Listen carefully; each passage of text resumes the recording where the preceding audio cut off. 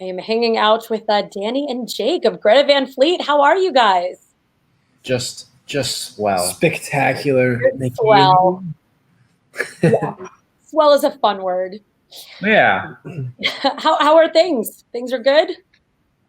Things are good. It kind of seems like there's a light at the end of the tunnel after this year, which is, I don't know what's actually good or not anymore. I think that's all of us, really, at this point. Yeah. So I got to ask you guys, you guys were going 100 miles an hour for like 3 years, and then the world stopped. Like, was this a welcome break, or kind of what happened with you guys at that point? Yeah, I mean, I think this year for us has been, I don't know, I think required maybe, because I mean, after the last 3 years of touring, it's just kind of a whirlwind of things. I mean, we've been asked so many times, like, what do you think about what's going on with your lives? If you've skyrocketed to this point, it's like, what's that like? How do you feel about it? And before we can really answer that question, I mean, I think this year has really been for digestion and sort of like, looking back and sort of, on what's happened to us over the last 3 years. And I think it's been really positive. I think it's been really positive for us. Yeah. Yeah. So the break has been good and well needed, and and now the break's over and we're ready to go back. Yeah, absolutely. Yeah. So, it's interesting because you figure, like, with a lot of the bands out there, when the world shut down, they're kind of all quarantining in different places. And then, I mean, you guys are brothers and, BFFs, like, how has that been, kind of being able to be together? Have you been able to do things creatively that maybe others aren't? Yeah, it's, and on tour, we are a family. It's in that sense of togetherness, not a whole lot of change has changed, except for, we're living this domestic sort of lifestyle now, distance from the rest of the world and the rest of the family, and even, industry members and everything's over the phone and digital. So, there's a bit of adjustment naturally, but it has been pretty nice. It's been, especially at the beginning of it, we were able to treat it in a very sort of therapeutic sense. We kind of took that opportunity to quite literally distance ourselves from the rest of the world. And we started going out in, countryside a couple hours away. And we started writing and we started filming. And we actually wrote 2 of the songs that made the album in the first couple months of the pandemic, which is, a positive. And we started carrying around the Super 8 cameras. And it's funny, the My Way Soon music video is that a lot of that footage, not all of it, but a lot of that footage was during the pandemic, which is just kind of cool, and at least when I watch it, it kind of seems like we were having fun. And I personally enjoyed the time. It's just about making the most of the situation. Yeah, it's great. I mean, we've had so much time to, write and take a lot of our creativity and sort of veer it into some new direction. So it's been really great. Yeah. So speaking of the new album, it's interesting. It's, obviously loved the first one. This album is fantastic. It sounds different to me. And I'm curious, obviously now when you guys recorded the first album, I mean, I'm sure you're tired of hearing this, but you were kids essentially. I mean, you were young and it's your first album, and I'm sure you were being told a lot of what to do. Does this album sound different because you were able to have like more creative direction on your own? Do you feel like you kind of came into your own a little bit? Like, talk to me about that. Yeah, I mean, well, it's interesting. Even when we were, 4 or 5 years ago, and we were recording a lot of the initial stuff in Rust Belt Studios in Detroit, Michigan.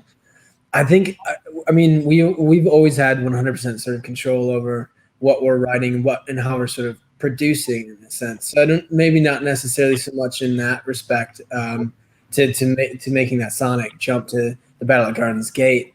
I think a lot of the properties of this in terms of it, the performance aspect, the songwriting, and the lyrical content sort of comes from, I think, the last 3 years of touring, the people, places, and cultures that we've sort of experienced, and I think that there's a lot of internal and external growth going on there, and I think that this is a sort of representation of that in a way.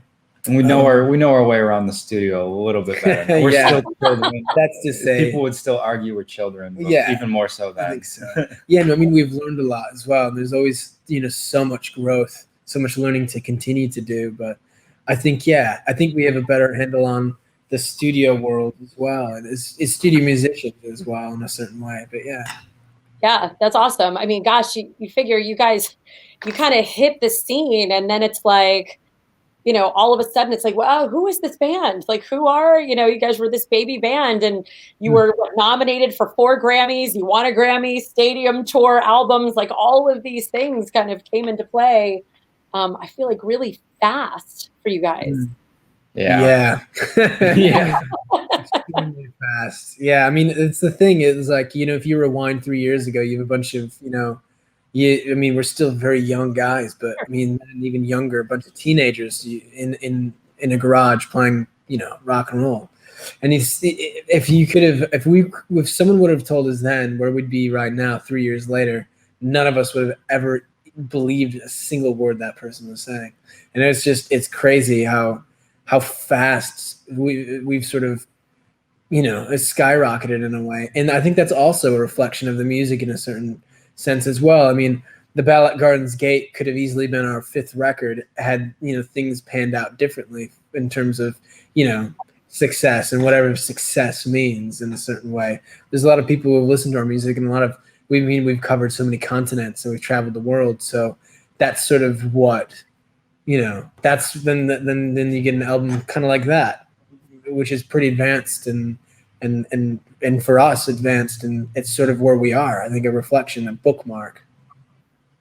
Yeah, definitely. And it's one of the things I love about you guys is obviously like your sound, brings us back to like, what rock is all about. I mean, I got to tell you, the song Weight of Dreams on the new album, I love it. It's just one of those songs that, I can listen to, and it's like, I don't know, it brings me to a happy place. Like, this is awesome.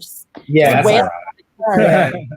Yeah. And the fact that, you can have an 8-minute rock and roll song today in the contemporary world of music, that can still be done. You can do anything you want. Do everything you want. I think that's the soul of rock and roll. That's the spirit of what rock and roll is. That's the life of how rock and roll should live in this world. It's like so cool, the amount of things that we've been able to sort of craft and go outside of the framework of what I guess is being done right now musically. And this is, I guess, just another example of that. Yeah, definitely. I mean, it's like you guys brought it back to like, no, this is okay. You know what I mean? Like what we're doing here is okay. And forget, all the new stuff that's happening. Like, let's go back to, just that sound. Yeah. And I think, it's like in terms of what we grew up with that are the influences that we sort of harken back to, the very roots of this music, and blues music, I think essentially is sort of the soul collective of the influences in the group. I think we all bring something sort of different into it, but if we all come back, it sort of is a representation of the roots of major rock and roll music. I think that's sort of an interesting thing. But like you said, I mean, sometimes, especially now in the contemporary form of sort of rock and roll music in the modern world, and that we're all creating music in right now, that sometimes it may be an important or relevant thing to always look back in order to go forward into the future. Absolutely. I completely agree. Yeah. So you actually just touched on one of the other questions that I had. So being from Michigan, a lot of bands and big names or whatever, have come out of Michigan. Were any of those influencers for you guys? Certainly. Growing up, listened to a lot of the Motown. It's such a cool we were lucky to be able to start off in a place like that. So much history, so much great music. And yeah, definitely Stevie Wonder and Seeger. Oh, Bob Seger, Grand Funk Railroad. They were from Flint. Smokey Robinson. Yeah. John Lee Hooker. Oh yeah. I mean, that list goes on and on and on, doesn't it? The White Stripes. Really? that makes all of these huge names come out of Michigan. I think it's something in the water. It's the water. Yeah. It's the lake. Yeah, that's exactly what it is. So were you guys stealing like your parents' records? How, basically for you guys to have the sound that you have, like whose records did you steal? Like kind of where did that come from? The cool thing is we didn't actually have to steal. It was very much a sort of family upbringing. I grew up with music, they grew up with vinyl, and it was kind of a thing. It's this physical, they called it like the vinyl playground sort of situation. And that's the whole, it's the whole point of vinyl is it's physical, you own it, it's a part of you. And so, growing up listening to that, radio, honestly, it was so funny that at least me personally growing up in a situation where I didn't really realize that modern music was kind of a thing. It was just, I kind of gravitated towards things I liked, and there's so much freedom in that. Yeah. I mean, it was another thing too, because we'd show up at school with a backpack full of like CDs, or vinyls, and we'd just trade them, with one another. It was like that's kind of how things were shared when we were growing up. Yeah. Yeah. Now, Danny, how long have you been, how long have you been part of this family, really? Like, were you guys all kids together? Did you grow up together? We definitely grew up together.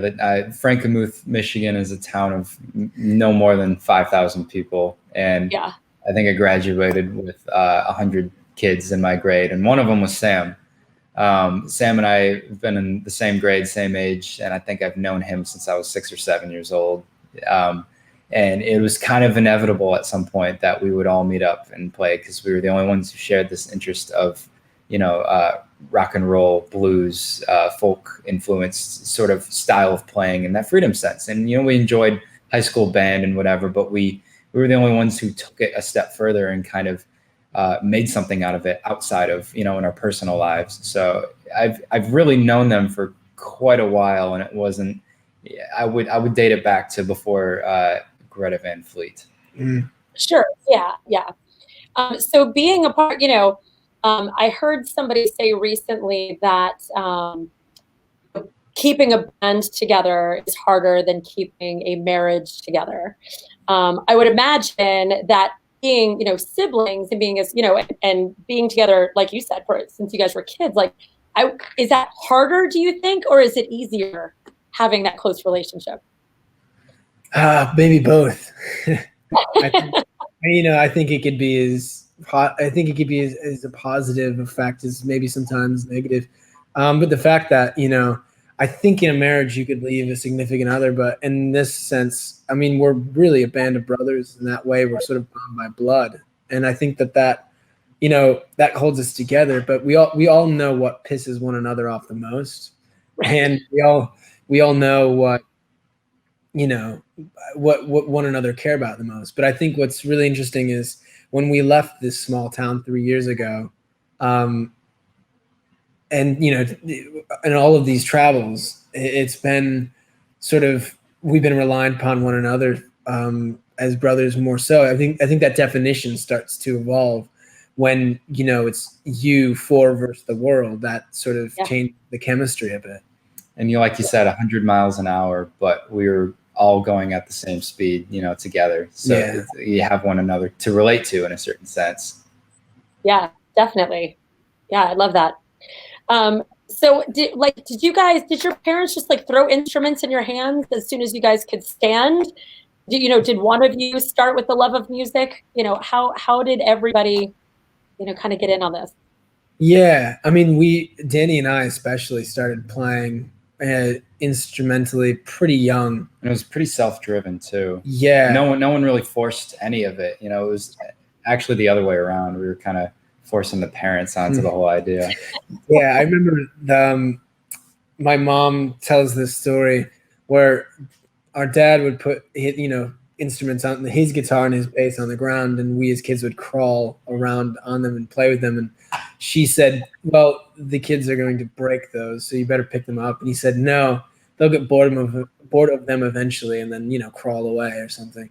And Josh and Sam initially did, but I never did. It was something that I started playing guitar maybe around 3 years old. Wow. And that sort of was the initial beginning of that journey.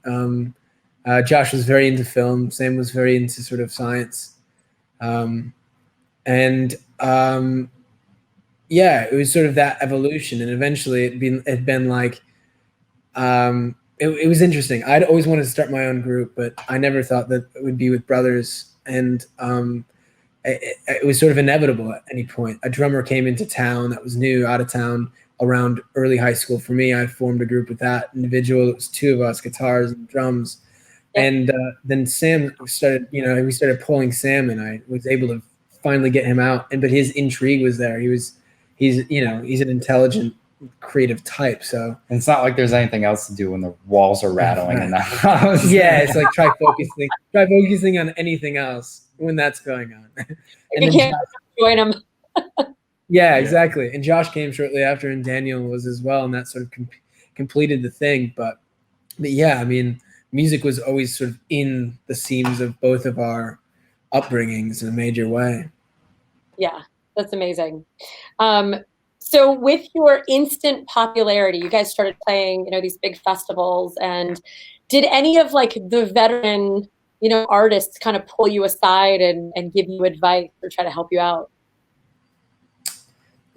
Frequently, every once in a while, there was this moment of, you realize what's happening, and it's certain people. And I think at least it wasn't a festival setting, but Elton John was certainly a huge one at the very start. He kind of reached out to us and expressed an interest, and everyone asks if you were extremely nervous, but after having the chance to actually share a stage with him and play with him, you kind of realize that you're the same breed of, you're a musician. You kind of share a lot in common, and it's all real. But he gave us advice early on to kind of just flaunt what you have and be who you are, be who you want to be. Don't let anyone change you. And that's definitely something, especially having been so early on, that stuck with us, for a long time. Yeah, I love that. Elton John, I wouldn't have guessed that. That's awesome. I wouldn't have either. Yeah. So you guys did a show at Red Rock, which I love. Red Rock. It's such a cool venue. I wasn't there, but obviously I've seen the videos. Any talk of doing like live audio from that show, doing like a live album? Yeah, I mean, we have a lot of ideas sort of in the works. We of course filmed Red Rocks. And it was sort of a 4-piece release, sort of like a mini series in a way. So not quite like a concert film, but we've got plans of doing a lot of this stuff, especially live work, but in the future, because we're, that's a strong suit. We're a very, very much a live band. But I guess we'll have to wait and see, sort of thing. Okay. All right. Fair enough. As of right now, you guys are going on tour with Metallica in 2022, correct? Yes. Yeah. That's the plan right now. It was supposed to be last year. Right. And then it was pushed to, was it ever pushed to this year, or was it last year and then it just went straight to 2020? It was like March last year, pushed it to December, pushed it to this year. And, obviously there was no telling what was to be made of the pandemic. So, but we've been in contact with them, and it will happen, and hopefully more dates in other locations as well. Yes. Yeah. An incredible show. So I've got to tell you, speaking of that, I'm a little bit bitter. You guys have never been here. Ever. Oh, I know. So many places. Right. But I mean, Beach, Hampton Roads, Richmond even. Yeah. The positive side is we're going to be around for a while, and we'll likely be covering that area at some point.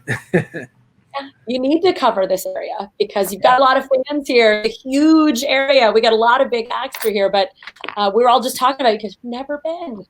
I know. I think after this interview, that might be a determining factor. We might have to go plan that like as soon as possible. Yeah, you should, because this is going to be out for our listeners, and now they're all going to be like, all right. You heard them. You're here first, folks. That's right. Absolutely. Well, Battle Gardens Gate obviously is the album, came out this past Friday. It's amazing. It's a great album. Congratulations to you guys. And I honestly look forward, I mean, live music in general, but to see you guys play live and, having you come to the area. Now that we have just decided that you're coming here.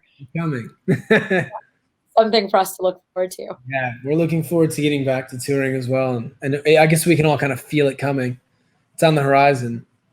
Yeah, it's going to be one of those things that we were talking about it, like those remember when moments. Like, do you remember that first live concert after COVID? I feel like that's going to be one of those things you talk about. Oh, yeah. It'll be a party.